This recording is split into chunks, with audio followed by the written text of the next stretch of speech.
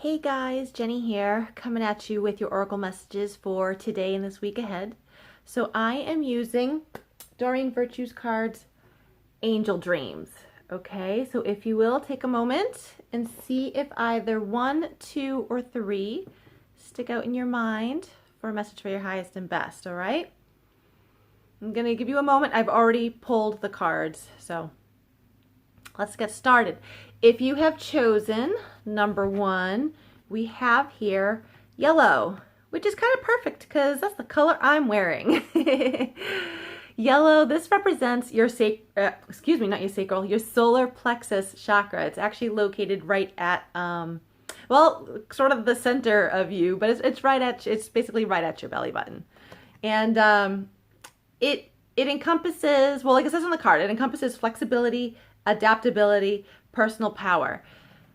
So whenever I talk to people about their chakras or their energy centers, I can generally tell which ones are in need of balancing.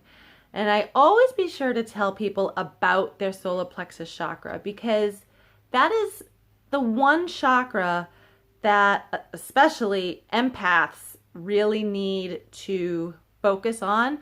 And it's because that one chakra fully absorbs the energies from everyone and everything else, okay? So if you know, like if you're someone who honestly can easily pick up a vibe from other people, or you've noticed maybe your mood changes by the end of the day and really you've got no reason for it, chances are you've picked up that energy off of someone else.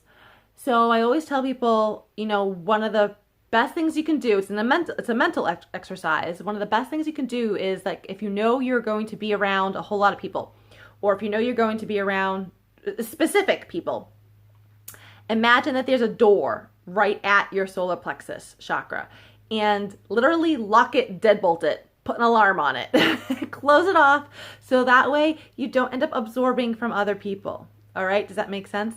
So I feel like the fact that this came up, if you chose number 1, this is sort of, I don't want to say it's a caution, but it's sort of telling you, or just kind of giving you a heads up, like, hey, you're really open to receiving right now, which is great, but you're going to be receiving, some stuff that you don't really want to receive is probably going to filter in. And that's just what happens. Also, your hands, they're able to pick up on energies as well from objects or, living creatures. So that is one message with the number 1 card, with the yellow chakra card that I get. Also, what really sticks out to me is flexibility and adaptability. I feel like maybe you want something to go a certain way, a situation, or maybe you're trying to get to a goal, to achieve a goal, and you want everything obviously to fall into place. I'm hearing, don't worry about the details. Don't worry about the details. Just worry about the result. If the result, if what you want, to happen happens, don't worry about how you actually get there or the little minutia along the way. All right? Just be flexible in the how-tos. Let the universe take care of the hows, okay? You just worry about achieving whatever it is that you want. And it could be, a new project, something with work, a relationship, whatever it is, does not matter. It's strictly just be flexible in the way things happen, okay? Because you'll end up getting what you want. Don't worry about which route you take. All right? Good. So that's the message for number 1. Moving on, if you have chosen number 2, we have here white, which is another chakra card. Don't worry, the third one is not a chakra card. So this one's all about the source, divinity, and enlightenment. So white represents your crown chakra. Also, other colors that represent your crown chakra is gold, silver, and purple. All right, that one, because this one sort of fully connects you to the divine, like it says, divinity, to the ethereal cosmic world, if you will, all right?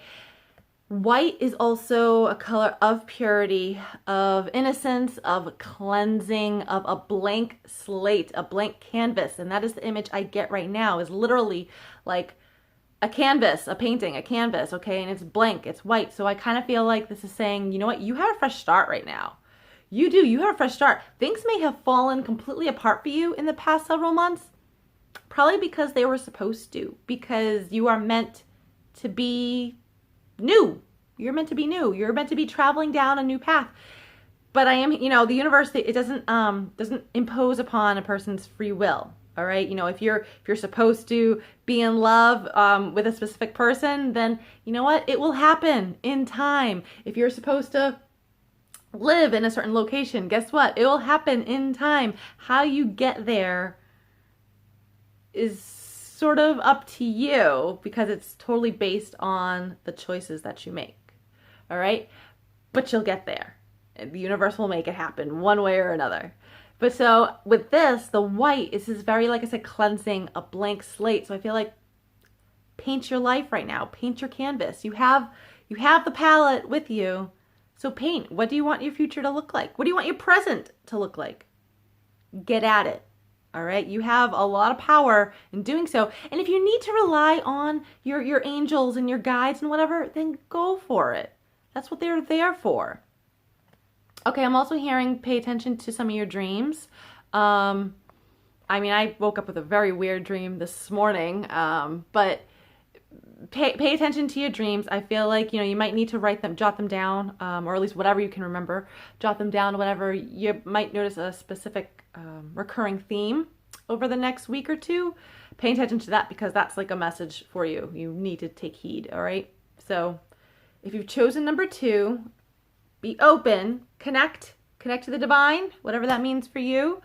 But know that you are in a new beginning and create the life that you want. That's it. You can do it. Okay? All right. Last card, if you've chosen number 3, the new or waxing moon. This is a great card. It's all about conception, inner self expansion, and I'm hearing birth, which would make sense for the word conception, right? Something new beginning, and the moon cycles, right? There's a full moon every 28 days. The moon cycles, I feel, have an influence on us, on some degree, on our mentality, our emotional state, physically, our bodies. I feel like the moon is actually a rather powerful energy, and not a lot of people talk to the moon as much as I feel they should, okay? But so I feel like this is saying that something new is about to begin for you. Kind of goes along with card number 2, if you think of it, because that is all about creating a new life, right?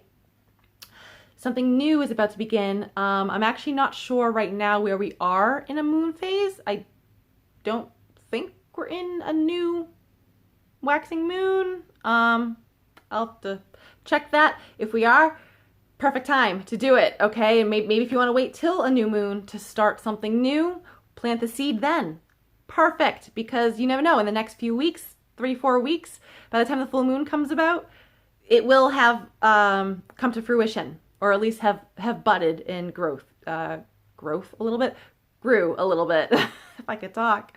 All right, so I feel like whatever it is you want to make happen, whatever it is you want to grow, now is a good time for that. Yes, we're in autumn, which is technically the season of harvesting, not so much growing, that's spring, right? But that's okay, does not really matter. Now is actually a good time to begin new, whatever it is, new project, start a family, get engaged, fellas, you know, whatever it is, now is a good time for it. So take that into consideration. Or if you want, look at the moon calendar, see where you're at, wait to do something then. You'll be good to go. All right, everyone. Thank you so much for tuning in. I hope you all enjoyed these messages. Please share this with others so that the messages may resonate with them, and I'll see you guys next time. Bye.